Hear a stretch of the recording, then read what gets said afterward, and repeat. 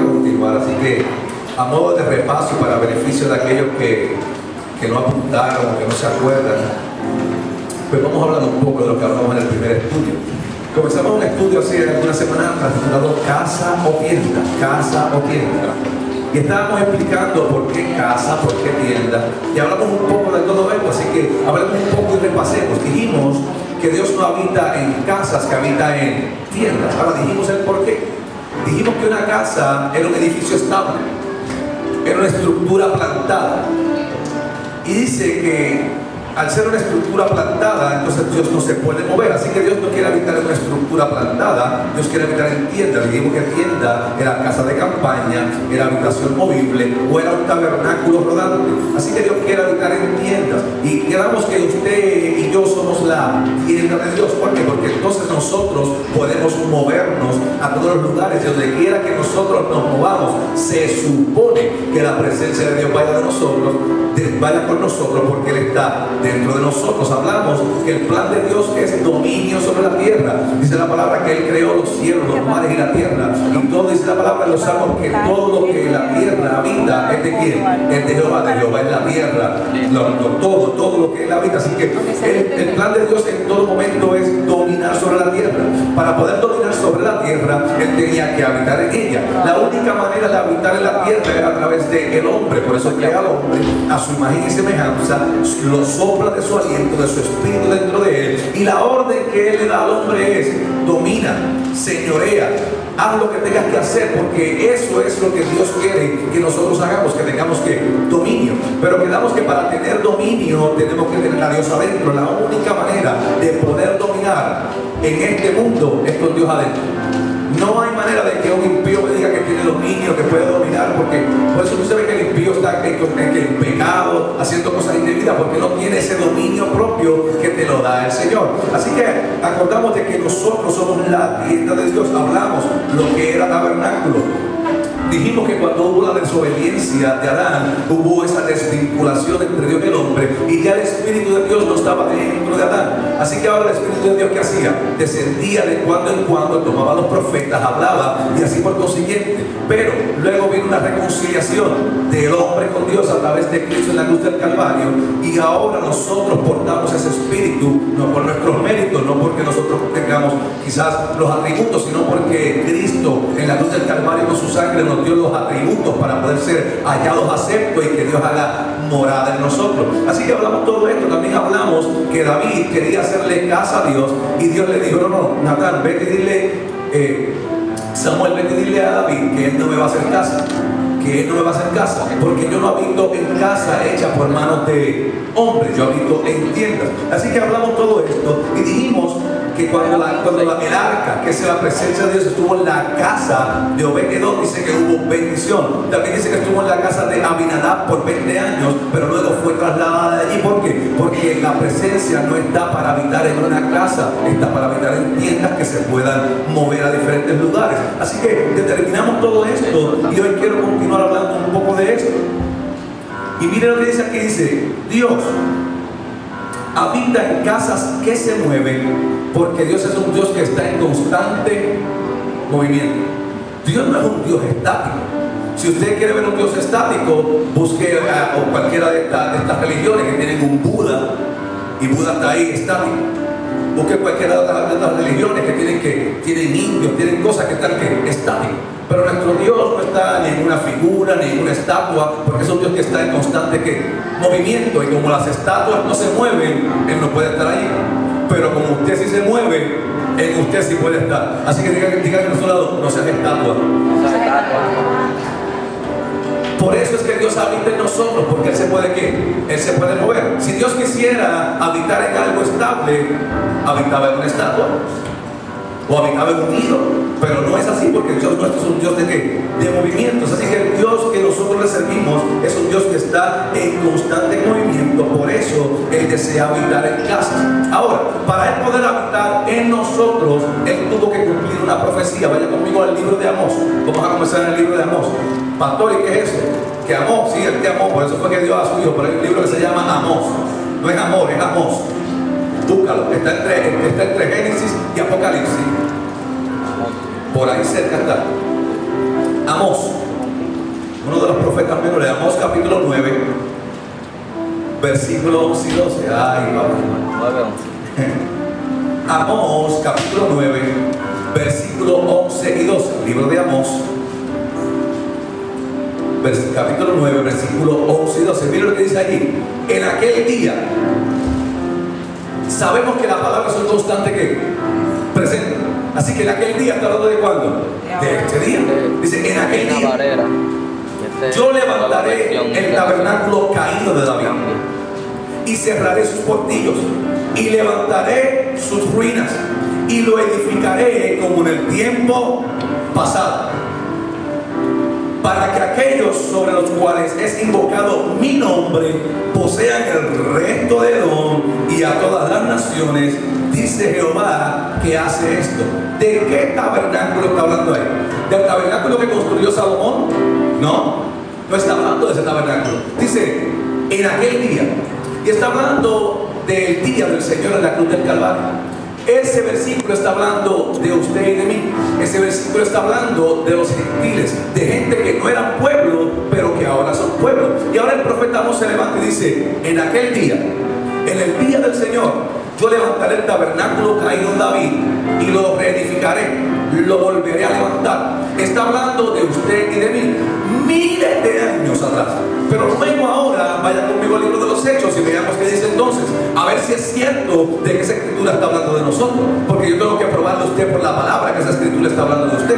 Así que vaya conmigo entonces al libro de los Hechos capítulo 15, libro de los Hechos, y veamos de qué tabernáculo está hablando acá. En el libro de los Hechos capítulo 15 dice que estaban allí delante del concilio y Pablo y Bernabé comenzaron a hablar de las grandezas de Dios, de las grandezas de Jesús, de qué Jesús estaba haciendo, de cómo tú podías ser salvo por gracia a través de Jesús. Y dice que comenzaron a hablar y los del concilio estaban atentos. Pero cuando Pablo y Bernabé se callaron, mire lo que dice versículo 13.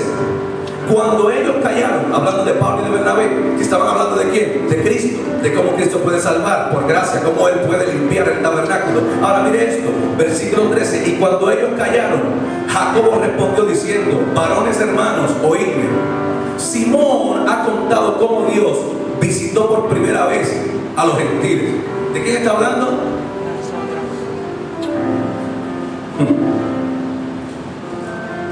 Para tomar de ellos pueblo para su nombre. Y con esto concuerdan las palabras de los profetas como está escrito.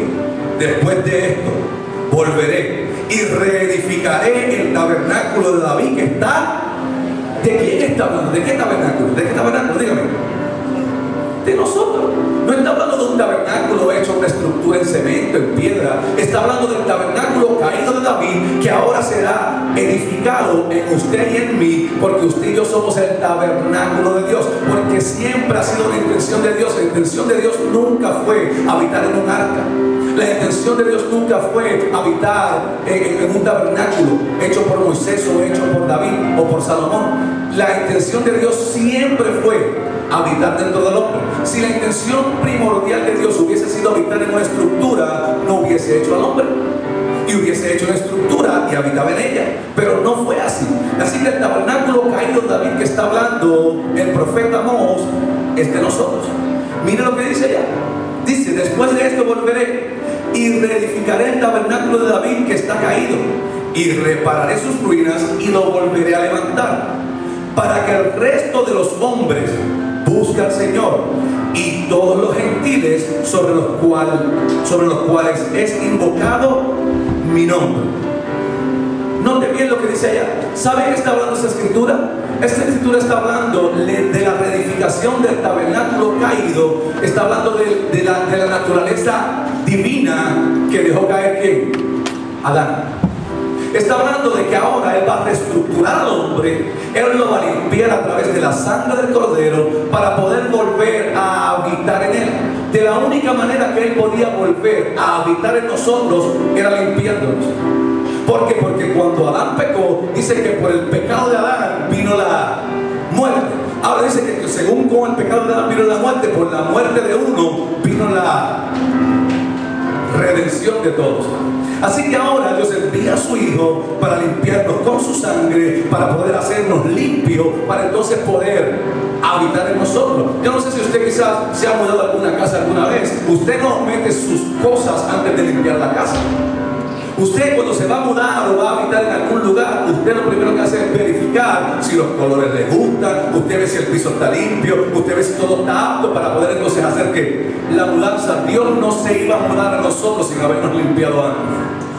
Dios tenía que limpiarnos y la única manera de limpiarnos era a través de la sangre del Cordero inmolado que quitó todo pecado del mundo. Y usted dirá, pastor, pero es que la palabra dice que nosotros tenemos una concupiscencia pecaminosa, que todo hombre peca. Dice que por cuanto todos pecaron están destituidos de la gloria de Dios. Sí, pero eso es cuando usted lo está viendo a través de sus ojos, pero cuando Él lo ve a través del lente de Cristo, Él lo ve perfecto, Él lo ve sin pecado. Porque dice la palabra que aquellos que confesaron al Señor, estos tienen derecho de ser hijos. Yo no sé cuándo ustedes ven a sus hijos sucios, pero yo a mis hijos los veo limpios, los veo lindos, los veo hermosos, los veo aptos para poder darle todo lo que yo quiero. Así que ahora Él nos ve a través de los ojos a través del lente de Cristo y nos ve limpios de pecado.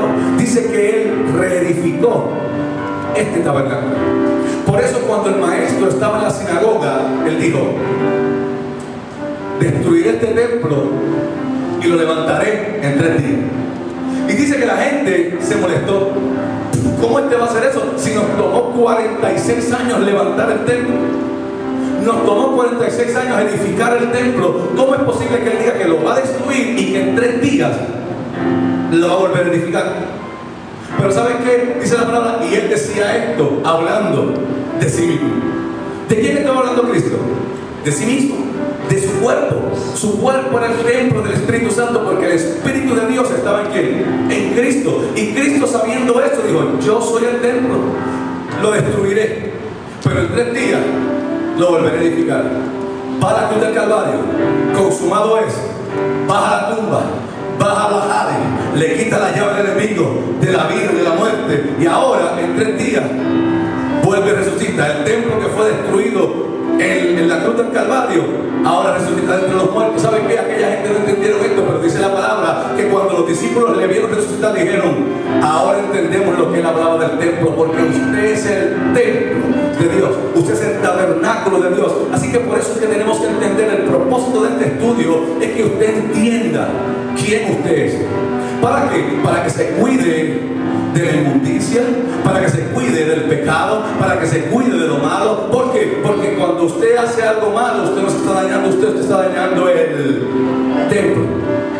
Y si usted daña el templo, créame que Dios se va, porque Dios no habita en lugares dañados. Así que es importante que entendamos esto.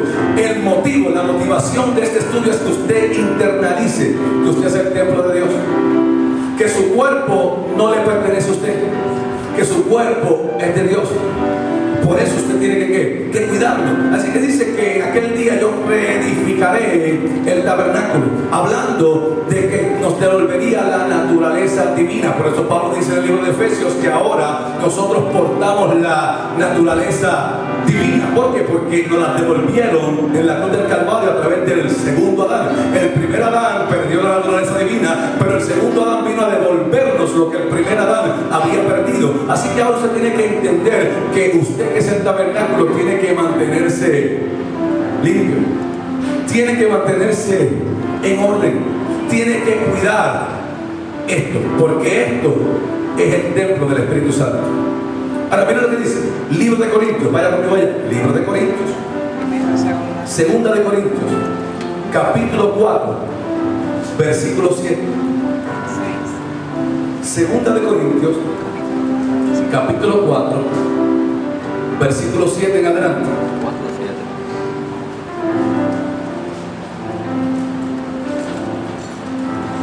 Mira lo que dice allá. Pero tenemos este tesoro en vasos de barro, para que la excelencia del poder sea de Dios y no de nosotros. Permítame explicarles el versículo. Pero tenemos este tesoro en vasos de barro, para que la excelencia sea de Dios y no de nosotros. Dice la palabra que Él nos formó del polvo de la tierra. Y cuando nos forma del polvo de la tierra, ¿somos qué? una vasija. Por eso la palabra dice que Él es el alfarero que forma la vasija. Y ahora dice que tenemos este tesoro en vasos, en vasijas de barro. ¿De qué vaso está hablando ahí? Dígale, usted es el vaso, usted es el vaso que habla ahí. Dice, y tenemos este tesoro. ¿Qué tesoro? La divinidad de Dios en vasos de barro, para que la excelencia sea de Dios y no de nosotros. ¿Qué quiere decir ese versículo? Que a pesar de que usted es imperfecto y que este vaso es imperfecto, Dios hace milagros, Dios hace prodigios, Dios hace señales. ¿A través de quién? De este ser que se equivoca día a día, que tiene malos pensamientos día a día, que puede explicar día a día, pero aún así, aunque este vaso es de barro e imperfecto, teniendo un tesoro dentro de él, y la excelencia de él se glorifica a través de mí, porque no tiene que ver nada con el vaso, tiene que ver con el que está dentro del vaso. Así que ahora está diciendo, este tesoro lo tenemos ¿dónde? Dentro de estos vasos de barro. Y la gente dice, pero ¿cómo es posible que eso es aleluya ahora y la gente se sana? Para que la excelencia sea de Dios y no del vaso. Pero ¿cómo es posible que esa gente declara y las cosas pasan? Para que la excelencia sea de Dios y no del vaso. Mire, yo le voy a contar, esto no lo sabe nadie, se lo voy a contar. Ayer yo llegué por la tarde. Cuando llegué al colegio estaba lloviendo. Y mi hermana me dice, ¿dónde vamos a hacer la noche puertorriqueña? ¿En la iglesia o aquí? La vamos a hacer aquí afuera. Ah, pero es que está lloviendo. Le dije, no va a llover más. Y no le dije nada, salí afuera. Me paré frente a mi carro. Miré así y había una nube pero inmensa. Que se cogía todo Río Grande, se veía hasta Fajardo. Y le dije, mire, si Elías lo hizo, yo lo voy a hacer. Nube, te doy orden de que continúes tu marcha. Si vas a llover después de Río Grande. Pregunte si cayó una gota anoche. Y estaba feo. Pero ¿saben qué? Yo lo hice creyendo. Ahora la excelencia no tiene que ver nada conmigo, tiene que ver con el que está dentro de mí. Así que si logramos entender esto, entonces cuidaremos esto para que entonces a través de esto Él se pueda. Pero si usted no cuida esto, pero este es el caparazón, sí, pero usted tiene que cuidarlo, porque este caparazón es donde Él habita. Yo le expliqué que para Él poder habitar en la tierra, Él necesita ¿qué? Un cuerpo. Imagínense que Dios se le aparezca a un espíritu. Yo me asustaría, yo saldría corriendo. Es difícil que Dios se le aparezca quizás a un impío en espíritu, a alguien que no lo conoce. Así que necesita que.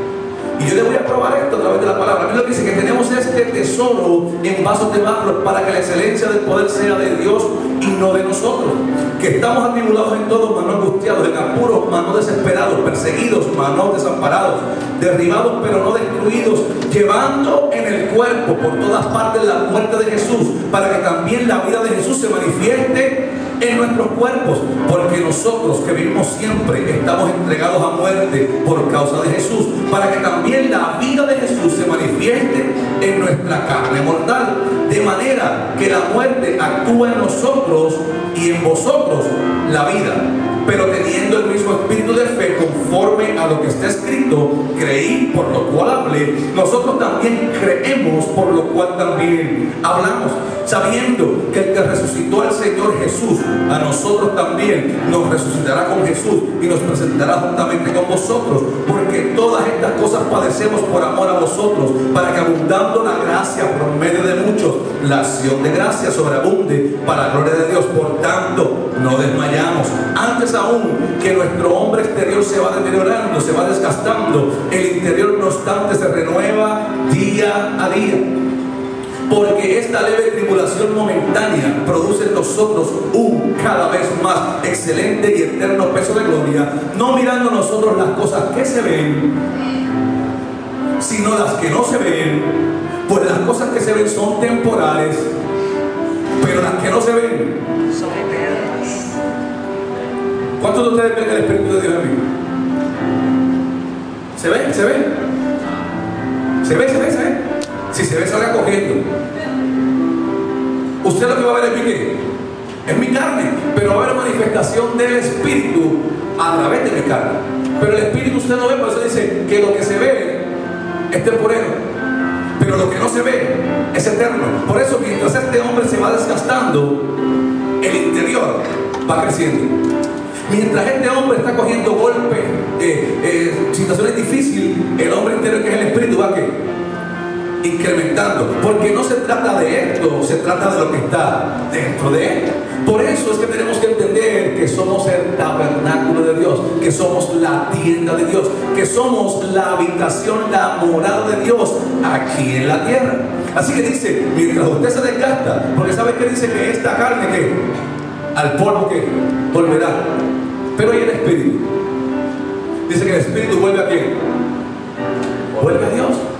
Por eso es que aunque esta carne se muera, no es la carne, es lo que está dentro. Pero para que pueda crecer lo que está dentro, esta carne tiene que morir. Y ahora no estoy hablando de una muerte física, ahora estoy hablando de una muerte de mente y de corazón. Ahora estoy hablando de una muerte de que usted permita que Dios crezca en usted y renueve su pensamiento y que Dios habite dentro de usted para que pueda trabajar con su corazón. Por eso Pablo decía, porque ya no vivo yo, mas vive Cristo en mí y juntamente con Él estoy crucificado. ¿De qué está hablando Pablo? Pablo está hablando de matar ¿qué? La carne, porque mientras más matemos esto, más crece el hombre interior. Por eso mientras esta carne se va desgastando, el hombre interior va creciendo.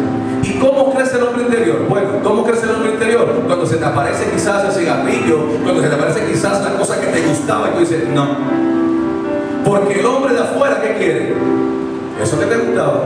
Pero el hombre de adentro, ¿qué dice? No lo haga. Entonces es decisión tuya si obedeces al hombre de afuera o obedeces al hombre de adentro. Porque cuando obedeces al hombre de afuera, estás dañando al hombre de adentro. Así que es importante que entendamos qué somos. No somos simplemente una osamenta rellena de carne o cubierta de carne. No somos simplemente esa. Eso fue la excusa que Dios usó para meterse en la tierra. Usted es la excusa que Dios usó para habitar aquí en la tierra. Así que es importante que entienda esto, iglesia. Tú no eres cualquier cosa. Tú eres la habitación, la morada del Dios Altísimo. Así que es importante entender esto y que nos mantengamos constantemente ¿qué? Limpios. ¿Y cómo se limpia esto? ¿Con jabón y con agua? No estamos hablando de esa limpieza. Estamos hablando de limpieza del corazón. Estamos hablando de limpieza de mente. Estamos hablando de limpieza de labios. Por eso él decía, esta gente con sus labios ciertamente me adoran, pero su corazón está lejos de mí. No se trata de que te veas bien por fuera, se trata de que te veas bien por dentro.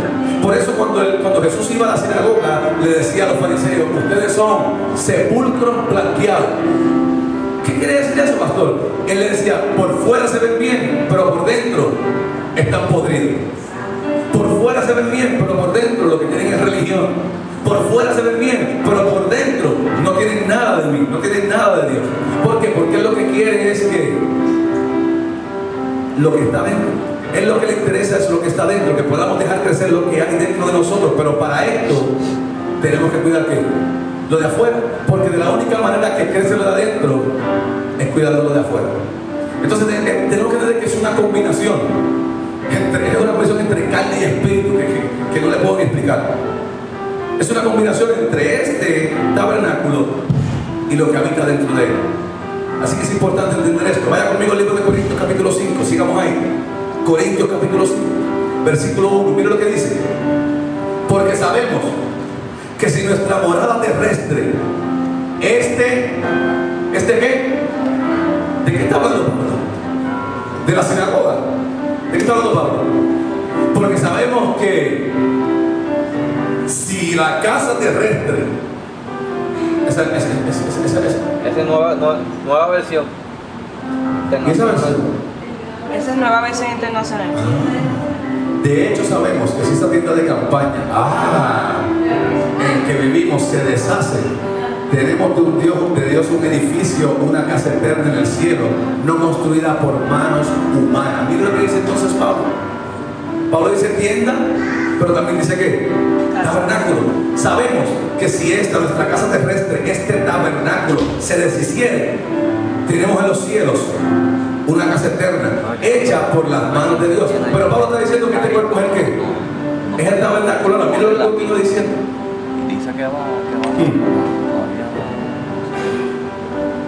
Y por eso también gemimos, deseando ser revestidos de aquella nuestra habitación celestial.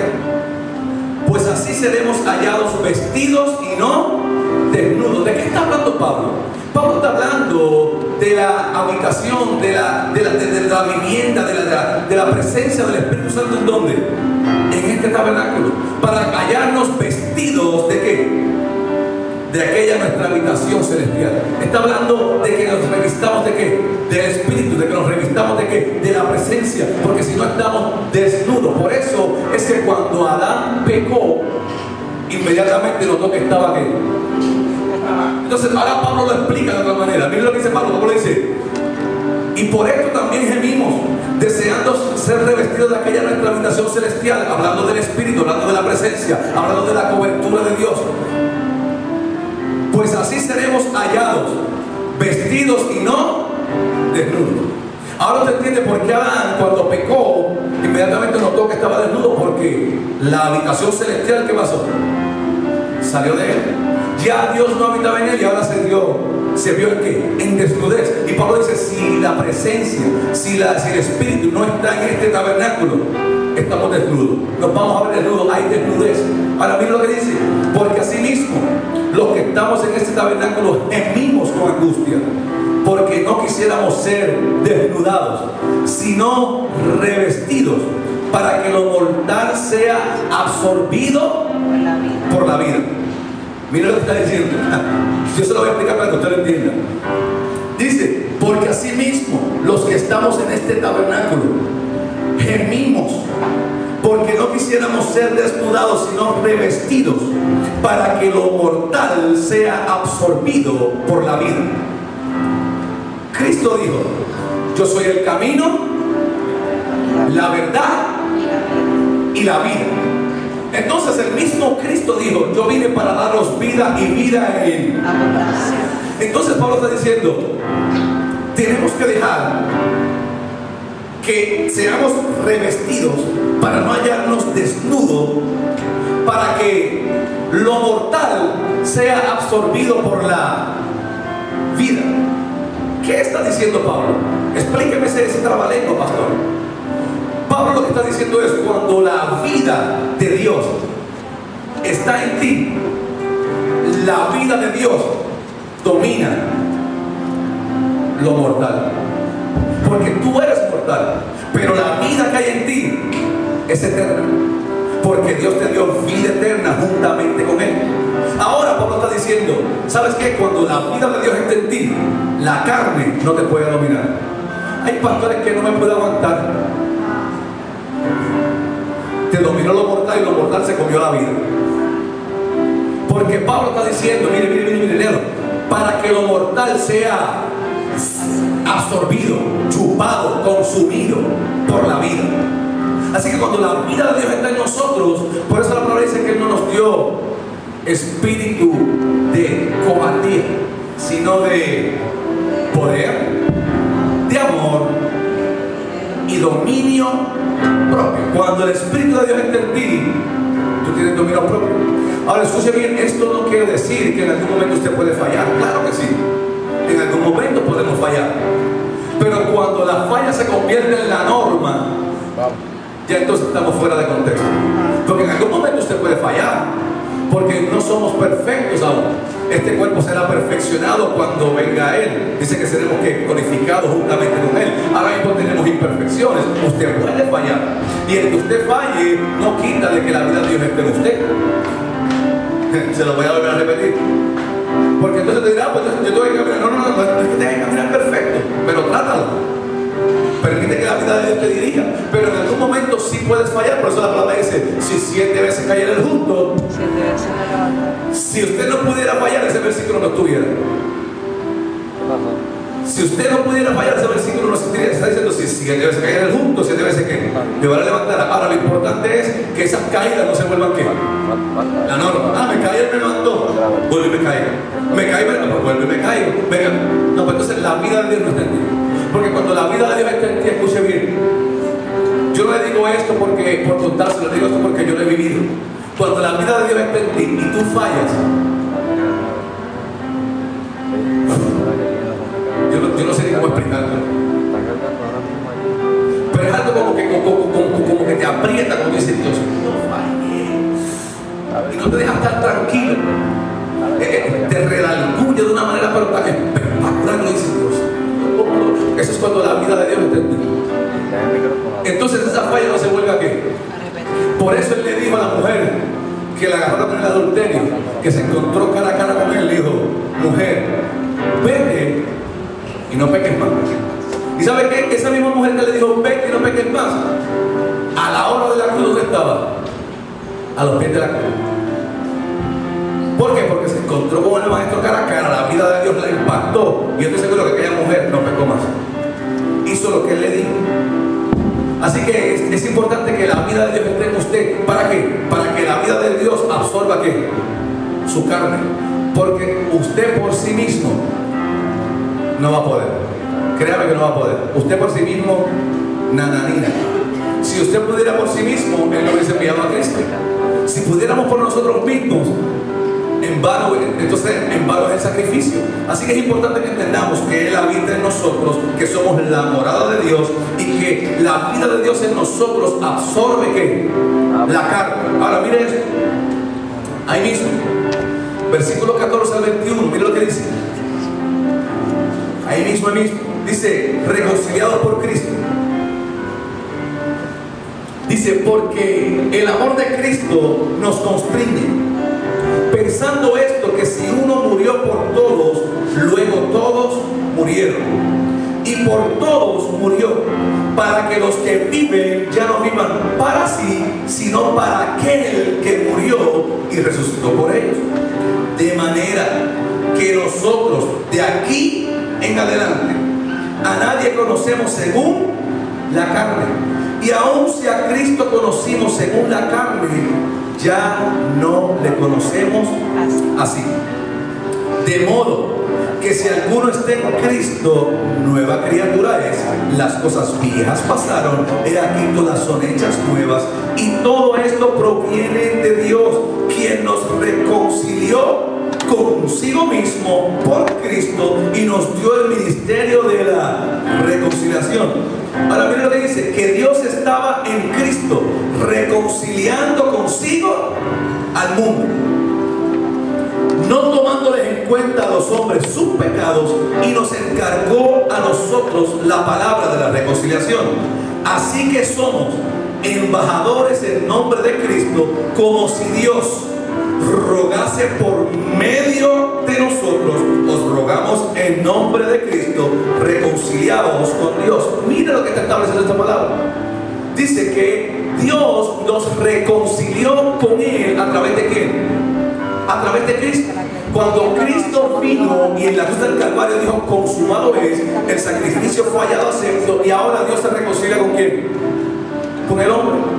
Dice que antes de eso había que enemistad entre Dios y el hombre. Así que ahora en la cruz del Calvario hay una reconciliación, y ahora Dios dice: ahora puedo volver a Él, ahora puedo habitar en ellos. Por eso cuando Cristo se levanta nuevamente de los muertos, comienza a enseñar a los discípulos, y cuando están allí en aquel lugar les dice: no se muevan de aquí, quédense aquí y no se muevan hasta que haya venido sobre vosotros el Espíritu Santo y seáis llenos. ¿Por qué? Porque Cristo sabía que cuando Él partiera iba a venir una repartición ¿de qué? Del Espíritu nuevamente a habitar en los hombres, porque ya el sacrificio había sido hecho. Y ahora el Espíritu puede hacer morada en nosotros, porque Dios nos reconcilió con Él a través de Cristo. Y miren lo que dice. Entonces dice: así que somos embajadores en nombre de Cristo. Y esto yo lo he hablado muchas veces, pero hoy me voy a meter un poquito más aquí.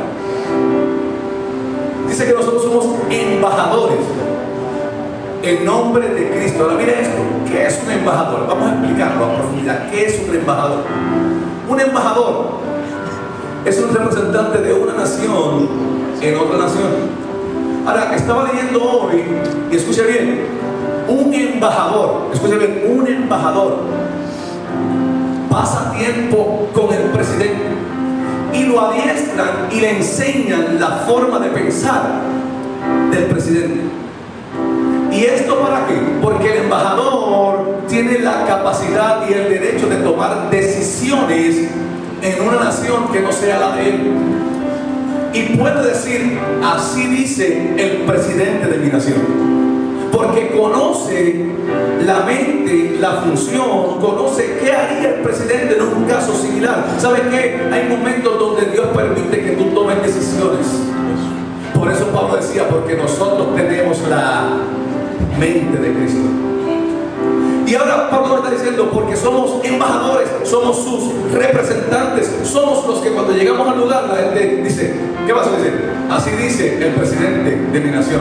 Por eso usted ve que muchas veces el predicador dice, así te dice Dios. Ra, ta, ta, ta, ta. Y la gente se queda como que, ¿y quién le contó mi vida? Es que yo soy un embajador, es que yo soy un representante de él, y él te quiere hablar a través de mí, porque yo tengo su mente, porque él está dentro de mí, y ahora él me dice cosas a mí que son secretas tuyas, pero que él las sabe porque él lo sabe todo, me las revela a mí y yo te las digo. Y tú dices, ¿y cómo el pastor se enteró de eso? Mami lo habrá llamado, el primo lo habrá llamado. No me llamó nadie. Es que soy un embajador, y como soy un embajador tengo la confianza del presidente para decirme cosas que no le diría a ningún otro, y puedo hablar en base a lo que el presidente dice. ¿Por qué? Porque conozco. Ahora mire lo que dice, cuando estaba investigando esto de los embajadores, dice que el embajador lo ponen a pasar tiempo con el presidente. Entonces hay gente que quieren ser embajadores sin pasar tiempo con el presidente. Quieren hablar de parte de Dios sin saber cómo Dios hablaría.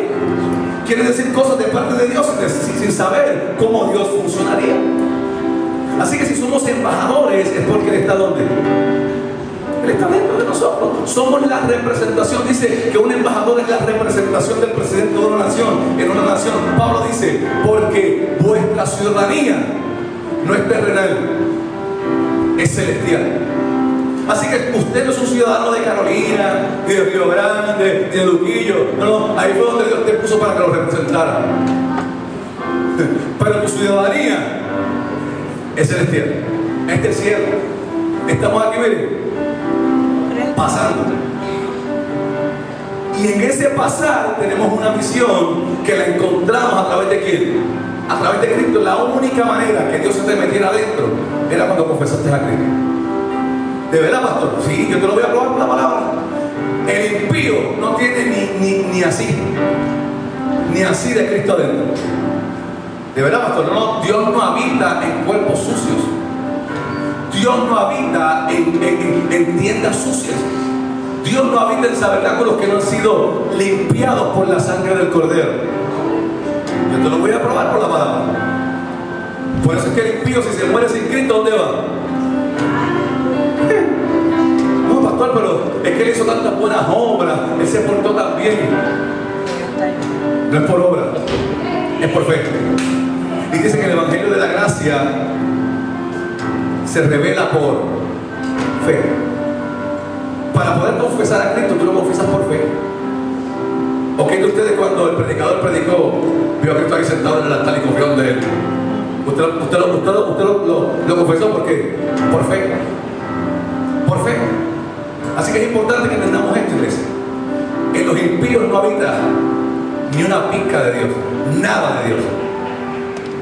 Porque están muertos en ¿qué? En delitos y en pecados. Ahora, el que confesó al Cordero, el que confesó al Hijo, es limpiado por la sangre, y ahora Dios viene a morar en él. Yo te lo voy a probar por la palabra. Ahí mismo, capítulo 6. Así pues nosotros, como colaboradores suyos, os exhortamos también que no recibáis en vano la gracia de Dios. Versículo 14, miren lo que dice: no os unáis en yugo desigual con los incrédulos, porque ¿qué compañerismo tiene la justicia con la injusticia? ¿Y qué comunión la luz con las tinieblas? ¿Y qué concordia Cristo con Belial? ¿O qué parte el creyente con el incrédulo? ¿O qué acuerdo hay entre el templo de Dios ¿O qué acuerdo hay entre el templo de Dios y el templo de los ídolos? Por eso es que los pastores y la gente que conoce al Señor recomiendan que usted no se case con un impío, un cabeza de piedra que no conoce a Dios. El pastor, ¿por qué es tan lindo el rubio? ¿Cómo me gusta? Cásate con él, cásate, vete. No vengas aquí porque yo no te voy a dar la bendición. Que te case el cura de la esquina. Y cuando te comiencen a dar golpes, puños, palos, bofetadas, yo te diré, así te dice el Señor. En tiempo aceptable te aconsejé. En tiempo pasado te lo dije. ¿Por qué? Porque dice la palabra, no os unáis en yugo desigual. Pero esto no habla simplemente a matrimonios. Esto habla a creyentes. Dice, ¿qué comunión tiene el creyente con el incrédulo? ¿Andarán dos juntos si no estuvieran de acuerdo? ¿Qué comunión tiene el templo de los ídolos? Mira lo que dice, no lo digo yo. Búscalo. 16. ¿Y qué acuerdo hay entre el templo de Dios y los ídolos? Porque vosotros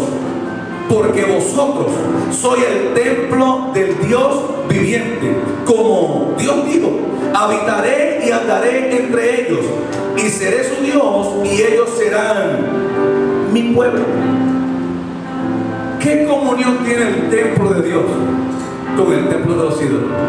Pastor, ¿y qué usted quiere que me quede en mi casa? No. Que no tengas comunión con ellos. ¿Qué es comunión? Acuerdo. Dice, ¿qué comunión tiene el templo de Dios con el templo de los ídolos? No te pongas de acuerdo con impíos. Por eso, cuando el pueblo de Israel estaba en la guerra, dice que el rey de los filisteos mandó aviso al rey de Judá y le dijo, hagan alianza conmigo, porque nosotros somos más que ustedes. ¿Y sabe lo que le pidió el rey de los filisteos al rey de Judá? Dice, si vamos a hacer alianza, dame tu ojo derecho. Porque cuando tú haces alianza con el impío, te quedas ciego, se te va la visión.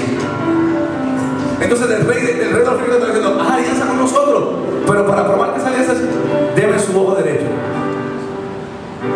¿Qué comunión tiene el templo de Dios con el templo de los ídolos? Ninguna. Porque nosotros somos el templo, dice, nosotros somos el templo del Dios viviente. Él habita en nosotros. Es difícil de entender, pero Él habita en nosotros. Él habita en nosotros. Entonces, si Él habita en nosotros, ¿qué se supone que hagamos nosotros? Manifestar lo que en nosotros habita. Mire esto. ¿Usted cree que sería fácil perdonar a alguien que te hizo daño? ¿Sería fácil? ¿Y cómo lo podemos hacer? Porque dice que cuando él iba camino se quedó callado como oveja que iba al matadero, y cuando estaba en la cruz dijo, Padre, perdónalo. Porque la única forma que usted puede perdonar a alguien que le hizo daño es que Dios habite en usted.